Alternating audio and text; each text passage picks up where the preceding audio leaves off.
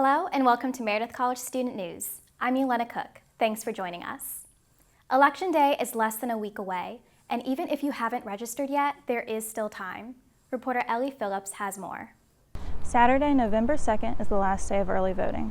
So, if you haven't registered to vote yet, you can register and vote on the same day. The Tally Student Union on NC State's campus is the closest early voting site. They are open from 8 a.m. to 7:30 p.m. today and tomorrow, and from 8 a.m. to 3 p.m. on Saturday. The general election is on Tuesday, November 5th. If you've already registered to vote, you should go to your assigned polling place. You can find that by entering your address on the North Carolina Board of Elections website. Ellie Phillips, MCSN. The Meredith class ring is one of the most famous symbols of the college, and as reporter Mariella Nugent shows us, it's now the newest landmark on campus. Meredith College just got a little more exciting.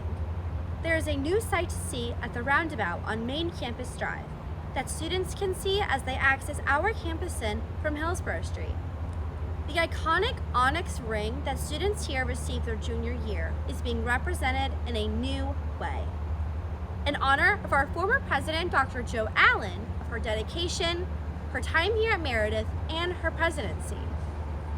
This statue was given as a gift from the Board of Trustees and by Balfour, which is the company that makes the rings each year. The entire Meredith community was invited to the unveiling of this statue.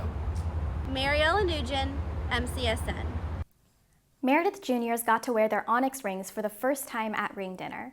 The event took place at the Fairview in Raleigh on October 18th. Students showed off their new rings and celebrated being halfway through their college careers. Meredith's biggest tradition, corn, has just begun. Here with an update is reporter Erica Hewitt. Corn has officially kicked off on Meredith's campus, with can art and theme reveal taking place in the Belk Dining Hall courtyard. Students from all 4 classes competed, using cans donated by class members throughout the semester. Later that day, students walked to the Meredith Tunnel for the senior tunnel reveal. After that, all classes participated in the President's Raid, where students visited the President's house to sing songs and take pictures. On Friday, meal packaging for the Unity Service Project will take place from 12 to 5 p.m. in lower-level Belk Dining Hall. Then, on Saturday morning, classes will meet in Kreisky Auditorium at their assigned times to create balloon arches for the Corn Parade, which will take place at 3:30. Finally, the Corn main event will kick off at 6:30 at the amphitheater, where students will watch classes perform their processionals, skits, tall tales, and much more. Scores for all the events will be tallied up by judges, and the winning class will be announced shortly after the competition. Erica Hewitt, MCSN. The corn event has been criticized in the past for not being friendly to those with accessibility issues. In response, the Meredith Recreation Association has created a visual schedule. Pictures show the easiest way to get to different corn events. You can also register for a special tour of the amphitheater to help you plan for the main event on Saturday night. Meredith has upgraded the campus calendar to highlight more clubs and events. Students can now submit and search for events. The calendar is more visual, and events can be featured at the top of the page. You can get to the campus calendars through the quick link tab on the Meredith homepage. If you've driven down North Campus Drive, you've probably noticed lots of construction vehicles. Reporter Morgan Johnson joins us with details on the project. A new activity center is now under phase 1 of construction to the right of the chess building. This building will include 2 indoor batting cages, which will also double as an indoor golf driving range, locker rooms, a student lounge, and public restrooms. Phase 1 of construction is set to be complete during this current school year. We are so excited to see this new addition on campus. Morgan Johnson, MCSN. Meredith is offering several international programs in Italy and the UK for next fall, spring break, and the summer. Reporter Alana Kirkpatrick has more about upcoming deadlines. For those looking to study abroad, the early bird deadline for both admission and scholarships is November 15th. Be sure to check the Meredith Abroad website for a full list of programs and detailed information on the application process. Alana Kirkpatrick, MCSN.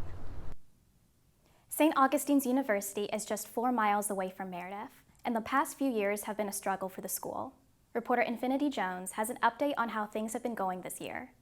After serious financial and accreditation issues, St. Augustine University started off the school year in a rough spot. Their enrollment used to be more than 1,000 students, now it's just 200.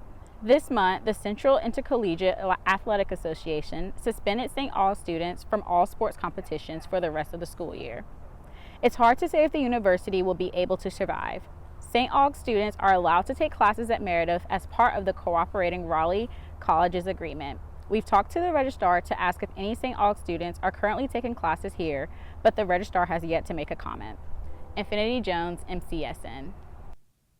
At this point in the semester, you might be feeling a little stressed out. Reporter Lily Coons tells us about a place on campus you can go to take a little break. Are you overwhelmed this semester and need a quiet place to relax? You can go to the Counseling Center's Relaxation Room in room 202 at the Student Health and Wellness Center. All students are invited to reserve an hour slot through a link on Halo Happenings. Lily Kuntz, MCSN. Many Meredith students made their way to the State Fair last week to take a little break from school. They enjoyed rides, lots of food, and exhibits. State Fair officials say nearly 1 million people showed up this year, making it the biggest event in the state. Now it's time for some entertainment news. Joining us is reporter Sophie Ezzedine with events you might want to check out. This week in entertainment, we begin with a highly anticipated musical release. Epic. The musical officially released its 8th concept album, The Vengeance Saga, earlier today. The Vengeance Saga comes 2 months after the release of the previous album, The Wisdom Saga, which became #1 on iTunes soundtrack charts within the first 32 minutes and garnered over 10 million streams in just 4 days. Speaking of music, we have Pink visiting Raleigh in the coming weeks. She will be performing at the Lenovo Center on Monday, November 11th, and Tuesday, November 12th. Doors open for performances at 6:30 p.m. Now let's take a look at our upcoming events for this week. Committed, the musical by Meredith College Theater, will open on Friday, November 8th at 7:30 p.m. in Jones Studio Theater. The production will run until Saturday, November 16th. Tickets are free, and that's all we have for this episode. Sophie Ezzedine, MCSN Entertainment. Thanks, Sophie. Let's take a look at some upcoming events on campus. Summer research students will be presenting their work at the Taste of Research event on November 4th from 10 to 10:50 on the ground floor of the library. November 5th is Election Day, and Meredith will not be holding classes, so be sure to hit the polls and cast your vote. If you like painting and puppies, check out the Class of 2027's Paint and Pet fundraising event. It will take place on November 7th from 6 to 9 in the Kate Student Center. That's all for this edition of MCSN. On behalf of the entire news team, thanks for watching, and we'll see you next time.